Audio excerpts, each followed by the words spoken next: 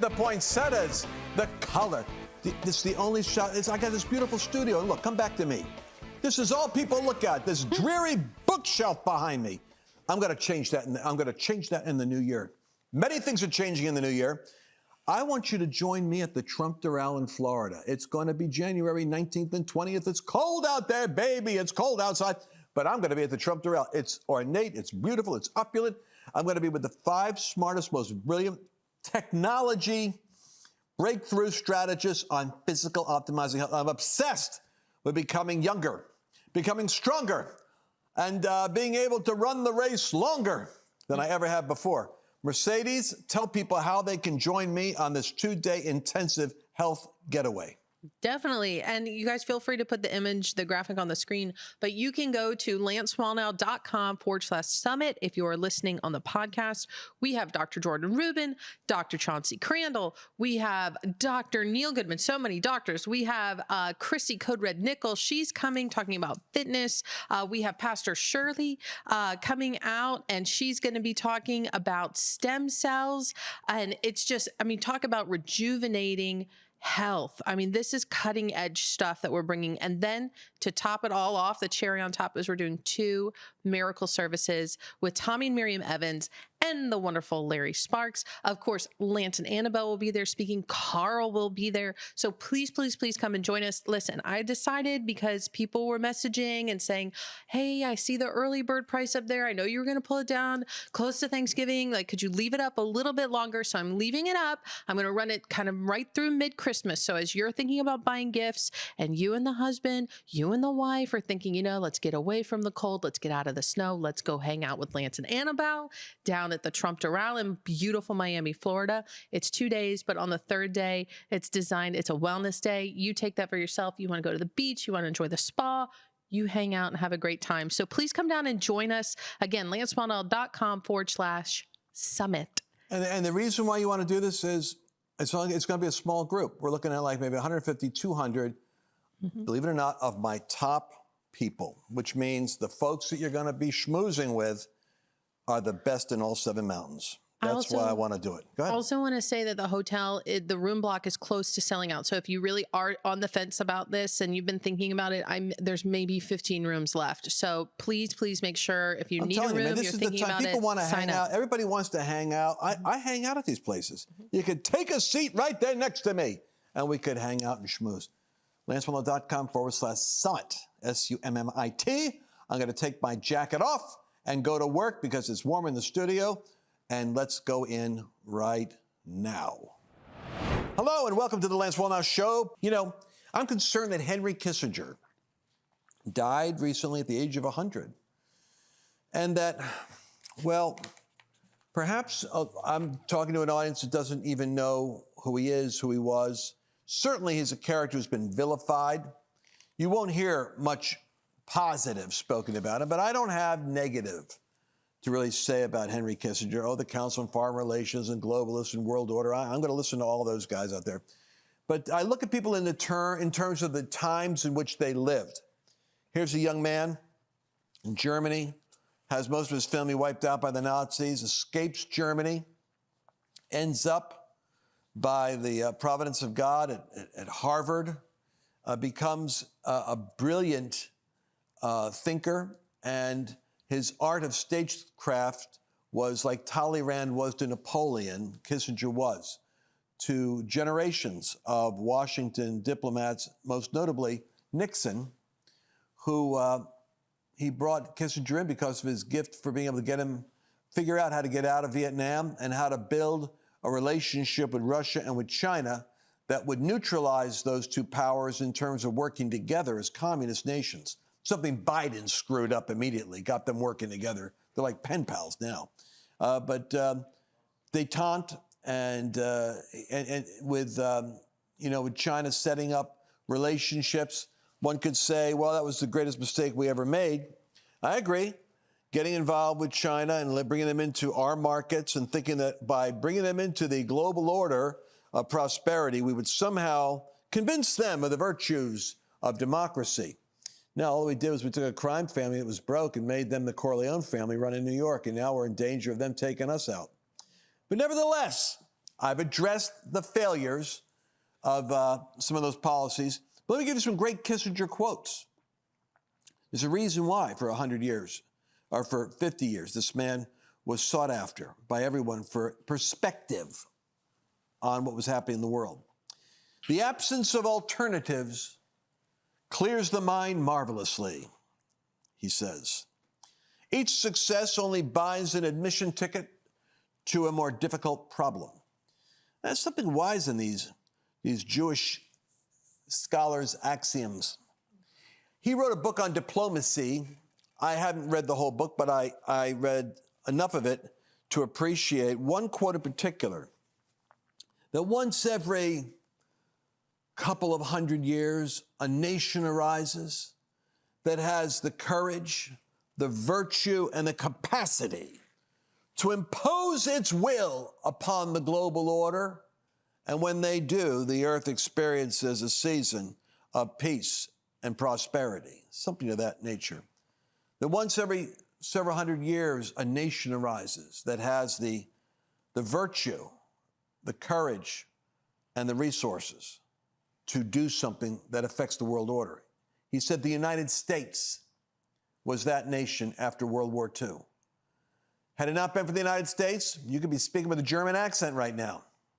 The United States accomplished something. And then with the Marshall Plan, this supposedly Marxist totalitarian nation went and instead of destroying, conquering, or making acquisitions of our conquest, taking Germany and making an extension of our power, and Japan an extension of our power, we invested the Marshall Plan in rebuilding them and establishing them as trade partners and democracies so that we could have from 1945 till today the fragile but beautiful global order we grew up with that has created a sustained period of prosperity and peace like no other period, perhaps with the exception of the Pax Romana from early Rome.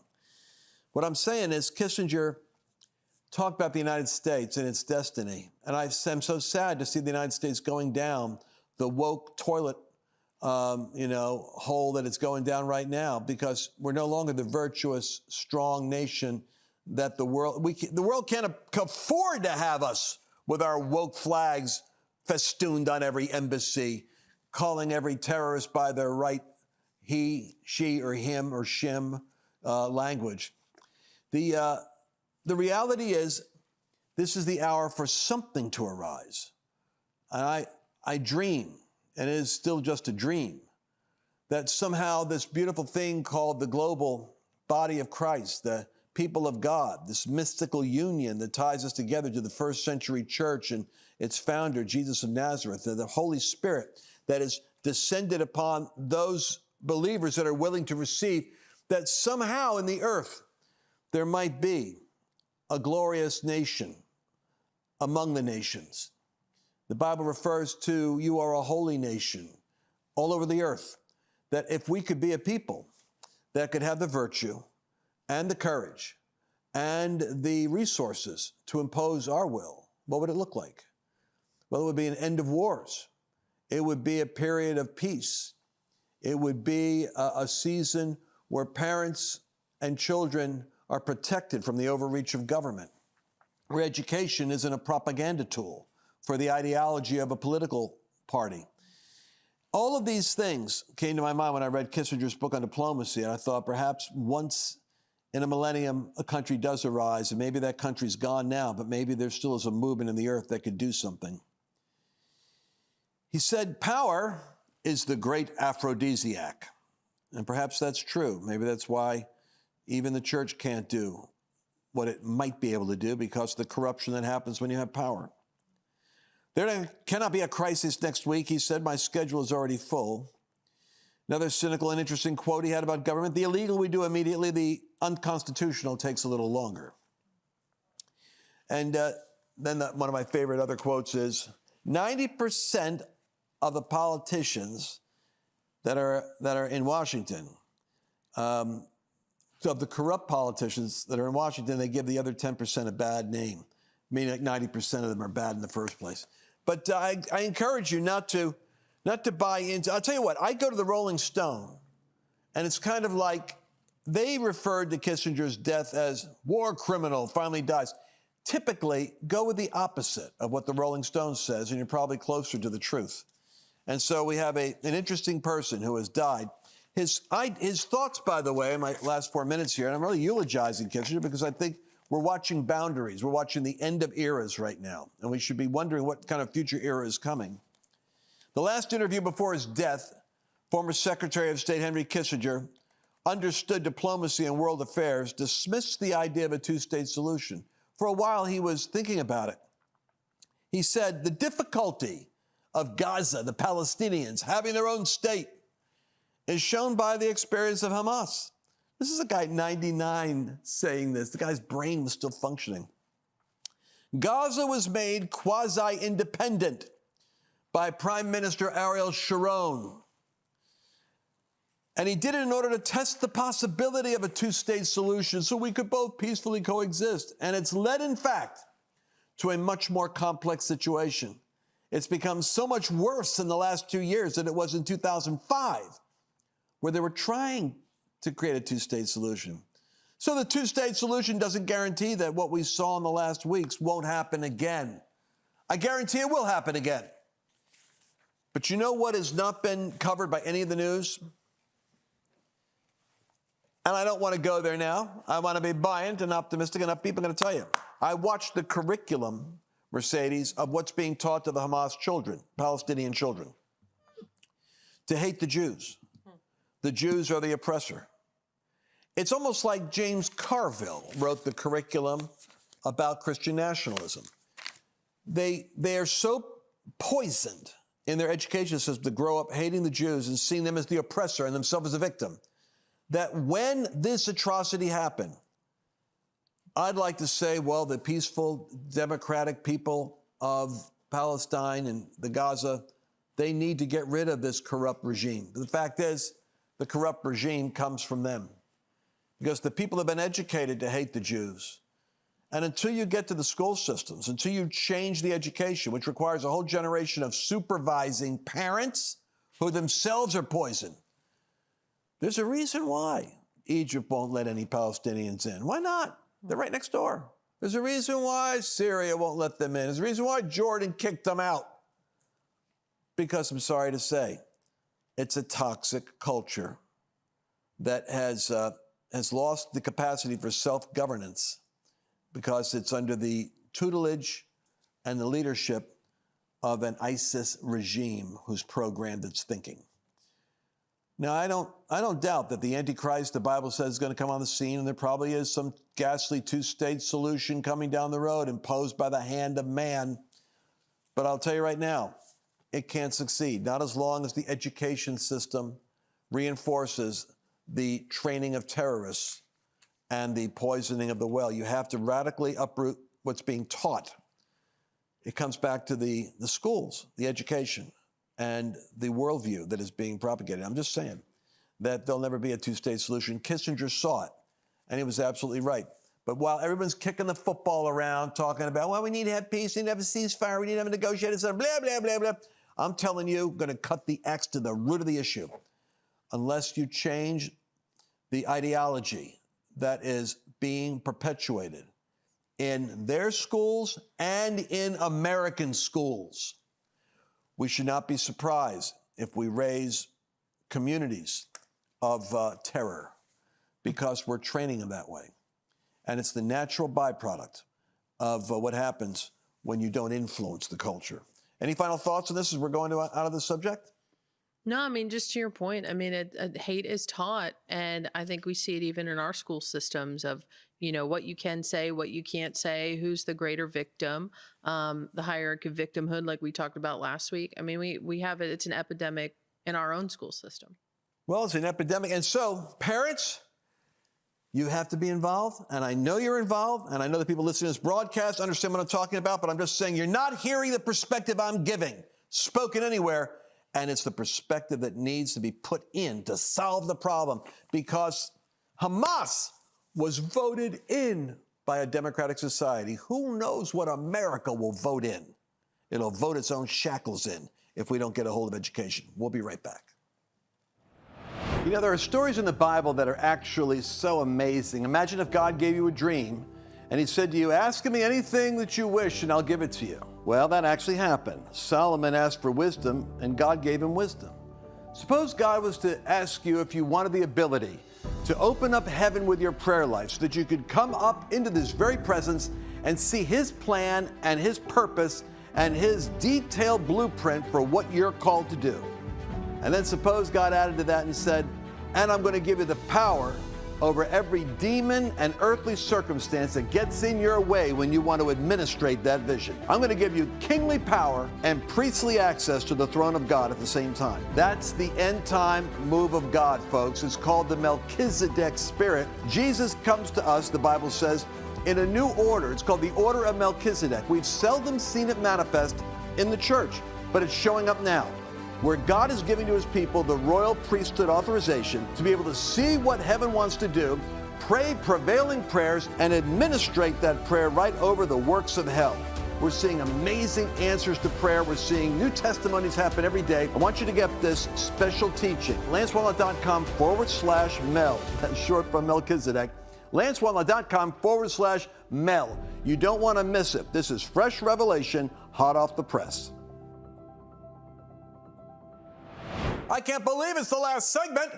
We're going to go rapid segment. I'm talking about speed dating with the news right now. We're going to go, bam. Have you ever done speed dating in your life? That's in your generation. No, Lance, I've never done speed dating. Do you know what speed dating is? I think it's like where you sit down and it's like almost like musical chairs and you go quick and you like have a handful of questions. I've seen it in movies.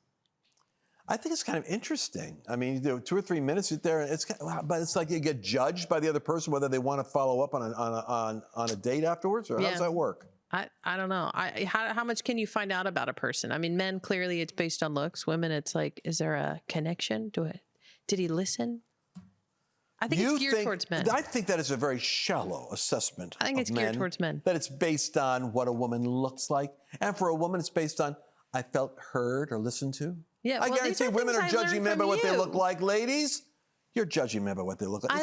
I learned these things from you. These are things you talk about at our conferences. Did I say that? Yeah, you said men are very visual and women are all about connection. These are things you teach, Lance, at our dream trips. Yeah, that's true. Okay. Well, you know, you're right. Okay, so I want to talk to you about some news here. Darren Beattie. You know, I love Darren Beattie, and I love, is her name Michelle Winters? Winters. Natalie Winters. Natalie Winters. Yes, Natalie Winters. Of course, I know Natalie Winters. Anyway, but what they're so refreshingly cerebral. I love the cerebral aspect. They're smart. They're interesting. They're engaging. But there's an element there. I tell Mercedes every now and then, she'll go off like, Calvin Coolidge. I warn her, don't get too into the book right now. But I have a Darren Beattie interview that really, it was shockingly interesting, but I realized as I delved into it, my audience might not want to go into the deep dive, but you ought to. Like with Kissinger, you ought to know about him and what he did. Anyway, a Harvard study shows the promise of South Africa, that was one of the great BRIC nations, the great hope of South Africa because of its economic renaissance, its mining, its infrastructure. It was a burgeoning, growing model that Africa could produce, a modern economy. In the 1990s, it was celebrated for that reason. You go there now, it's destroyed. It's the canary in the coal mine, because the American Marxist diversity experiment was implemented and they destroyed the economy and destroyed the nation. Harvard's shocking admission, affirmative action and critical race theory killed the experiment of South Africa. So what happened? What the heck happened? On those bleak corners of the internet that fret about economic growth and social cohesion and other boring stuff, there's a common question. What the heck happened in 1971? 1971, you're going to see that on a chart after the United States, there's a pattern of steady growth and improvement in life, and suddenly it all goes haywire, boop, right around 1971. Wage growth stagnated all but the richest Americans. Inequality exploded. Housing prices began a long upward march that has yet to level out. Fertility rates crashed while illegitimacy surged, and so on and so on. Many other nations have data that tells a similar story around a similar time. But one nation has a very different year that marks a shift in their fortunes. Wasn't 71, Carl, check. When did we go off the gold standard under Nixon? I think 71 might have been the year we went off the gold standard. But this happened in South Africa, not in 71, but in 1994. What happened in 1994? Or 1973? We went off the gold standard? Yeah, I don't know. My generative Google AI said 71. Gold standard, the U.S. officially abandoned it in 71. Carl's saying 73, though. But I am vindicated. 71. That's when things started going haywire. All right. We have plenty of data and graphs I can show you, but here's what I want you to get. The Rainbow Nation of South Africa that everybody was looking forward to was poised to leverage such substantial economic assets to full strength in 1995. South Africa supported the 47th most complex economy in the world. China itself was right next door competing with it, 46. Far ahead of all the other African nations. There was good reason to believe the economy was going to grow rapidly. But what happened? Well, according to Harvard, and they're reluctantly putting this out, it looks as though it was the diversity, equity, inclusion. It was the collapsing of competency and the forced firing and restaffing with Marxist ideology that predominantly drove South Africa into a collision course with suicidal economic performance. What could all that mean? State capacity was compromised. They said we identified 4 strongly interacting causes underlying such systemic collapse. There was gridlock in the ruling coalition that prevents action. That's because they lost their government stability when the Marxists took over. There was an ideology that justified excluding society from participating in state-reserved activities. Marxism. Overburdened by public entities with goals beyond their core mission and capabilities. Marxism. And the political patronage that corrupt those. Those are not 4 different reasons for South Africa's collapse, according to the Harvard study. They're all the same reason. Every cause of South Africa's collapse is in reality just a manifestation of the ruling Marxist political party's reconstruction of the entire nation. It doesn't work. It's the canary in the coal mine. I could go into more information here explaining to you how their critical race theory took people of competence out and put people without competence in. In all sectors, the society began to stop functioning. I encourage you to go to Revolver. Go to revolver.news. I go there, read Darren Beatty's article. I'm going to probably get him on for a little interview. He's very stimulating, very interesting to talk to.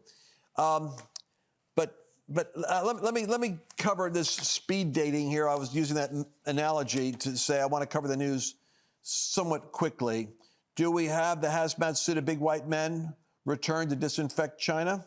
What do you think is going on here? Breitbart News is covering something. And it's once again, we've got right in time. Is this going to roll out? Do you think it's going to roll out by next year, November?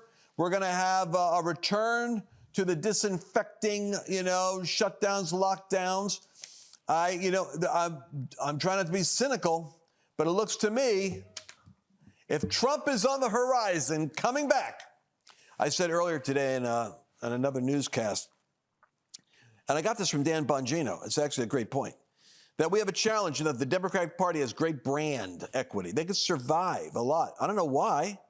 But the Democratic Party didn't suffer in midterms. I think it's because it has PR in all the media and legacy outlets. It never gets really trashed, but their leadership does. So Biden's at an all-time low, but the party is okay. And the label, the brand. Now you go over to the Republican side, it's reverse. The Republican Party is in the basement in terms of brand. It isn't like a real glorious winning party. But Trump, as the personality, is at an all-time high. What that means is the candidate Biden is not popular. Trump is popular. But the Democrat Party is popular, Republican Party not. So if it was down to an election of parties, Republicans could easily lose. It was down to an election of personalities, controversial as Trump is, Trump beats Biden. But what if Biden's taken out? all of you guys that are cheering on, he needs to be impeached. I would suggest to you, this is going to go down like a rat sandwich, but just listen to me. I want to see his credibility trashed. I want to see the proof that Hunter is paying off the old man from an account. I want to see the corruption and the payoff. And then I want the excuse to be, I know my son was doing that. Obviously, I didn't realize. I never would have done that. And then he's going to have to throw his son under the bus to distance himself. But the Senate will not impeach him, and it's going to show that the machinery in Washington is corrupt. Let Biden be on the ticket. Don't take him out. It's not a good idea. We want to see Biden versus Trump. I don't want to see Newsom or Michelle Obama against Trump. Make sense? Mercedes, you have something to say over there?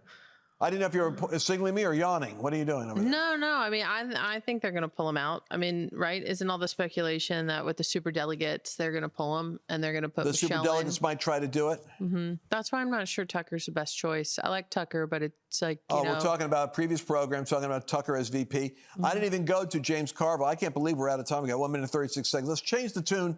I want you to walk me through 1 minute of Babylon B's best, because I need a state change. Things are getting better, folks. It's going to be a better year than you think. 2024 is going to be the year of the open door, and there's going to be many adversaries, but God's going to open up doors. Matter of fact, I'm going to see those doors open in Arizona, in Georgia, in Wisconsin, in Michigan. If you're in those states, if you're in Nevada or Michigan, Arizona, Georgia, or Wisconsin, I want you to go to freedom@lancewallnow.com. Tell me you're there, because I'm going to be going to those states. We're going to be having populist rallies. I might even get Bannon and some of these other guys to show up. Charlie Kirk's on board with this. We're going to have some powerful rallies, because we've got to break out of this 30 million Christians that aren't even registered to vote. We're going to break that thing down this year, and we're going to see relevant, powerful meetings in all these states. Go ahead. Show me the best of Babylon B. Well, here we go. We've got one from Babylon B saying public educators warn low literacy rates may prevent kids from reading about gay sex. Next. This one says the 2 climate activists are dead after gluing themselves to the Ark of the Covenant. I love the feet sticking up in the air. That's the part that makes me laugh. Next. Disney awarded defense contract after producing more bombs than Lockheed Martin. Disney has more bombs than Lockheed Martin. Ain't that the truth? We're going to be back again tomorrow with another broadcast. You don't want to miss it. God bless you. I'm excited to announce that we're having our biggest Christmas sale ever. You get our brand new 6-piece My Towels for only $29.98. Or rejuvenate your bed with a MyPillow mattress topper as low as $99.99. Or how about MyPillow bed sheets for as low as $24.98? There's something for everyone. Duvets, quilts, down comforters, body pillows, bolster pillows, and so much more. Well, I know MyPillow products make for the perfect Christmas gifts, so I'm going to extend my money-back guarantee until March 1st, 2024. So go to MyPillow.com now or call the number on your screen. Use your promo code to get huge discounts on all MyPillow products. For example, you get our 6-piece towels for only $29.98. Or get your very own MyPillow bed sheets for as low as $24.98.